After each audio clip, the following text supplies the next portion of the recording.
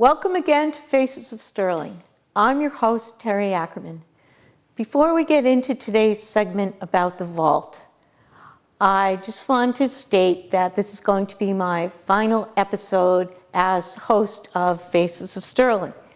It's been my sincere pleasure to work with Matt, Chris, and the entire crew at SLCT and to interview the 15 segments with the wonderful guests that we've had. And I especially want to thank the audience for watching and staying tuned in. I hope you've enjoyed meeting the guests from Sterling and learning about their contribution to the community. So this will conclude season 1 of Faces of Sterling. Please stay tuned because there will be a season 2 with a new host. Welcome again to Faces of Sterling. I'm Terry Ackerman, Town Administrator, your host. And each segment on Faces of Sterling, we profile people who are making a valuable contribution to the community. Today, we are pleased to have our town clerk, Dawn McKenowitz. Welcome, Dawn. Thank you. It's nice to be here, Terry. And Dawn will be talking about our new vault.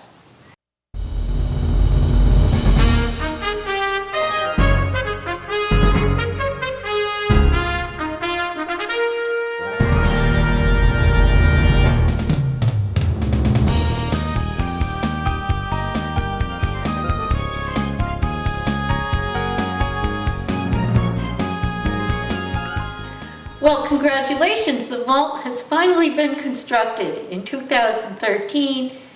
How long did it take to construct? Well, this was a very, very extensive project. It took a long time. I found in our archival records a letter here from the state, the Office of the Secretary, dated July 1975. Whoa.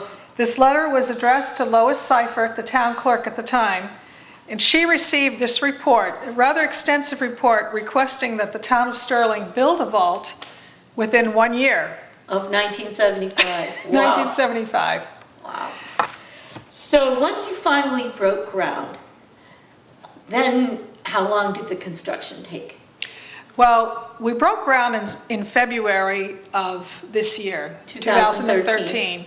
And the construction started pretty quickly. The final pieces were put in and the shelving units were installed in the summer, and we actually ended in July 2013, so it took 38 years. Why did the town of Sterling need to build this vault? The vault was built to ensure the safety of the historical records in the town, and the vault is the optimum environment to preserve those records. As you see, we have 100-year-old records, and now probably going into 200 years, so we want to preserve those. We also have microfiche, we have maps, so it's very important to preserve them. So what was the total cost of building this vault, and what were all the steps involved in building it? The total cost was just under $285,000 in the end, and there were various steps that we took in creating the vault and getting it started. The first idea was obviously to conceptualize the idea to the deciding board, which were the selectmen.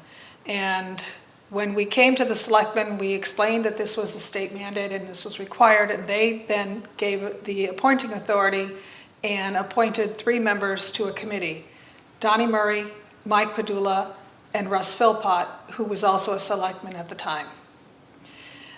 We then gathered support from our community, and the way we did that was each time a definitive decision was made on the vault, we called the press and we had them come in and just do an update so that the citizens of the town were always aware of what was going on with the vault and how the project was proceeding.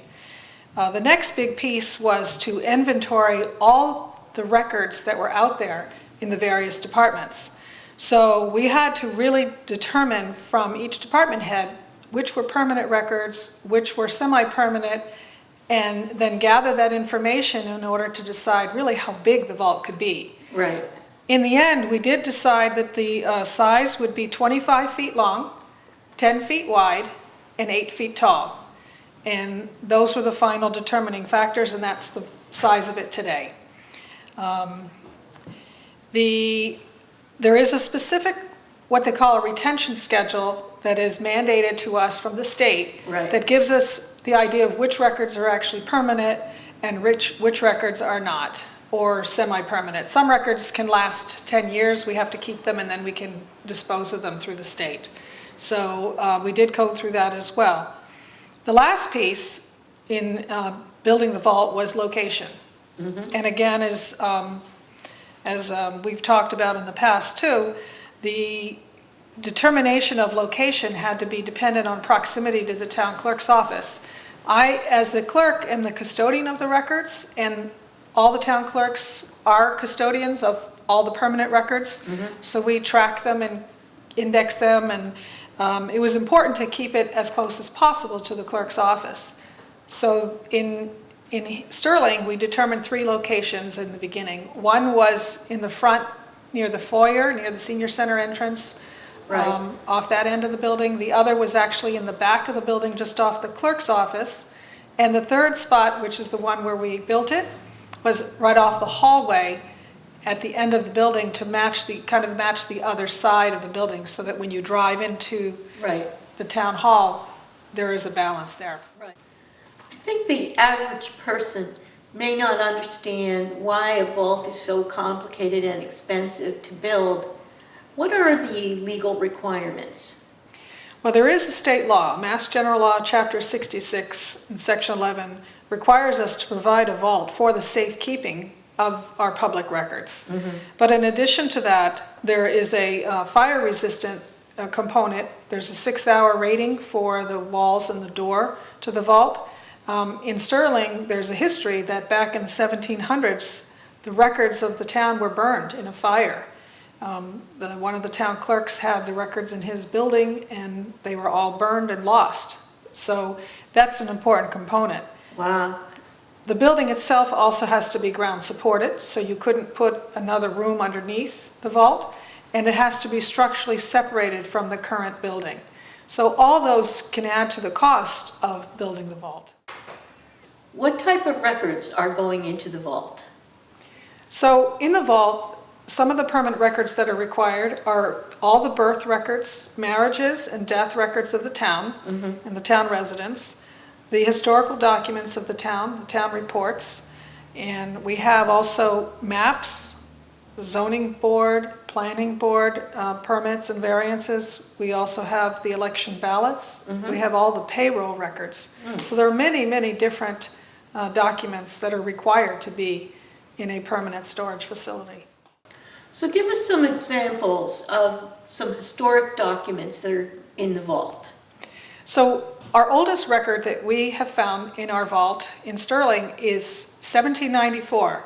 And I brought it here today to show you this is the extent of it. It's the largest book we have. We've had it restored, and it goes back to, like I said, 1794, wow. And it's the town reports.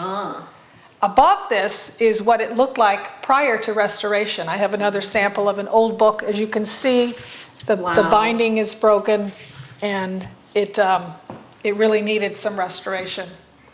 Third example that we have are the war service records in town. Mm-hmm. These are the veterans from World War II, and it gives some kind of interesting information of the veterans that served in the war. So I understand that other communities have been calling, and they're looking towards Sterling's vault as a model. Tell us about that. That's correct. We are very fortunate to have constructed this vault in the time we've done it now, since the construction started in February, and we've had other towns such as Bolton and West Boylston come to us and ask us, how did we do it? What did it cost? And what were the steps involved? So I'm hoping that they can take our model and use it and build it for their documents as well. So if people want to learn more, if they have questions, they want more information, how do they find out more? The best way to find out more information is go to the town website at sterling-ma.gov or contact the town clerk's office at 978-422-8111, and our direct extension is 2308.